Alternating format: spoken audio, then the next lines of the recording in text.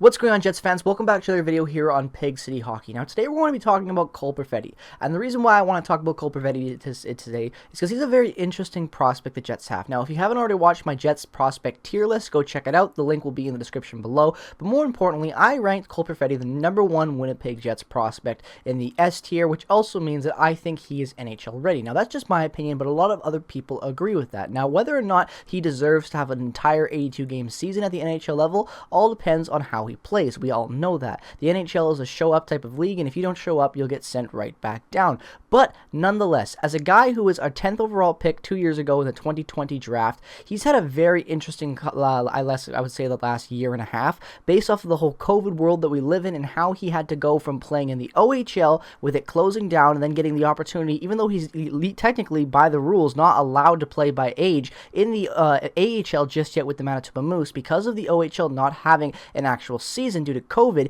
he was able to play with the Moose as a young kid in a man's league, and that's very good for development. Not only does that help give you a little bit of a speedier development because you get to play in a league that is also just more advanced as it is already, but it also just gets to show your talent level compared to where it is from the OHL to the AHL to the NHL. There's 3 different jumps within that league. So if you can go from the OHL to the AHL and put up numbers this good in a limited game, with COVID and all that being an aspect to the season as well, I think that shows a lot of potential for this kid and how actually having a really good potential season next year as an NHL player. Now, we've all talked about Cole Perfetti a lot as Jets fans from that Manitoba Moose season. I'm not going to go into depth on how great he was and all that and blah blah blah. We're just going to look at the the surface level stats right now, and also just what we all know from Cole Perfetti and all that knowledge we have, combine it into one and see where we go from there. So with that being said, Cole Perfetti last year with the Manitoba Moose in 32 games played was able to put up 9 goals, 17 assists for 26 points. And that's very impressive. 26 points in 32 games as an AHL rookie, an underaged AHL rookie, is very, very impressive. Not to mention he was able to win himself the Rookie of the Month award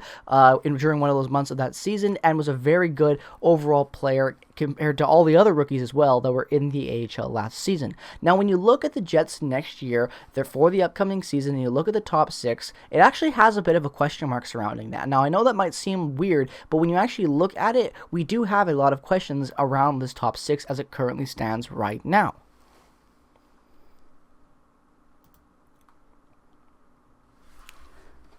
Right now, when you look at the Jets' options for their top 6, not talking about every forward we have, but the top 6 elite all-star type wingers and centers that we have on this team, I would say anywhere between Connor Scheifele and Ehlers being that first line, and then you have who knows what on that left side, Pierre-Luc Dubois and Blake Wheeler potentially. Now, that is just me spitballing right now, but either way, you have Connor Scheifele, Ehlers, Pierre-Luc Dubois, and Blake Wheeler. Those are your legit top 5 best forwards that you have right now as it stands. When you go forward looking at who else can play that spot, that's where it gets interesting, because you could say, oh, well, Andrew Kopp could definitely slide in there after the season he had last year. That's very true, but in a year where we're trying to win it all, would it be better to spread out the depth and have Andrew Kopp play on that third line with Adam Lowry and just have more offense down there and then use him as a utility player at times? Would it be better to bring in some experience in Paul Stastny and have him potentially play the center or the wing and have Pierre-Luc Dubois maybe shuffle around in there? The options are endless, but the big thing that comes to mind when I see that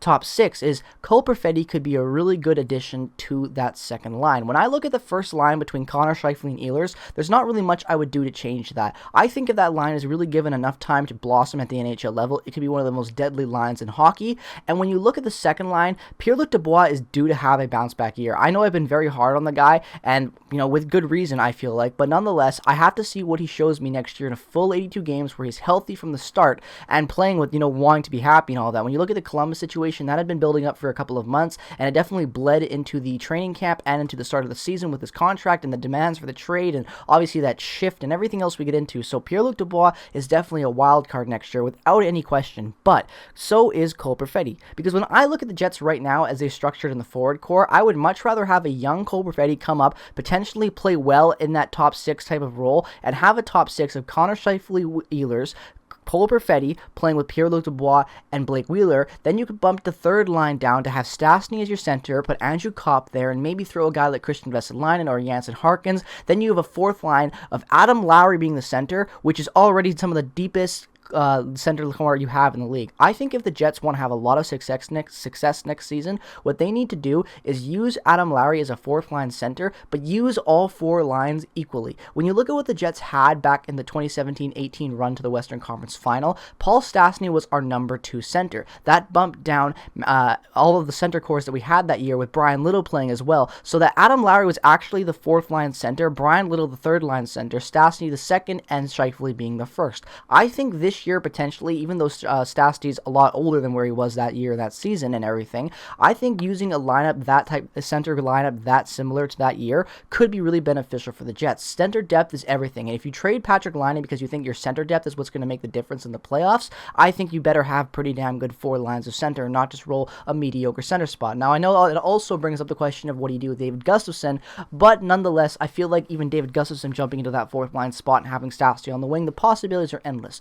But when you look at Cole Perfetti right now, what he brings, the speed, the shot, the skill, the dynamicy of being able to play both a center spot and any of the other 2 wings is very deadly skill to have at the NHL level. And if he doesn't play the whole season, I definitely expect to see the Ville Heinola rookie type treatment we saw with him, playing his first 8 games in the NHL, playing pretty well regardless of him wanting to be a consistent guy or not. But maybe the Jets want to save that ELC for when they're a little bit more, struck with cap. But when you also look at the Jets right now, they are struck with their cap. So that's why I think using a guy like Cole Perfetti, who could be a top 6 all-star rookie, on an ELC in a year where you're trying to win the cup, it's a very valuable thing to have. Look at the Montreal Canadiens last year with guys like Suzuki, with Josh Anderson, I was going to say, but he's also making $5 million, so not a good example. But Cole Caulfield is who also comes to mind as well. So when you have 2 guys like Suzuki and Caulfield that are be able to be making less than $2 million combined for all-star players that can play in your top 6, that's a very valuable asset to have as a team trying to manage cap and win a Stanley Cup. And that's exactly what the Jets are trying to do right now in a win-now mode.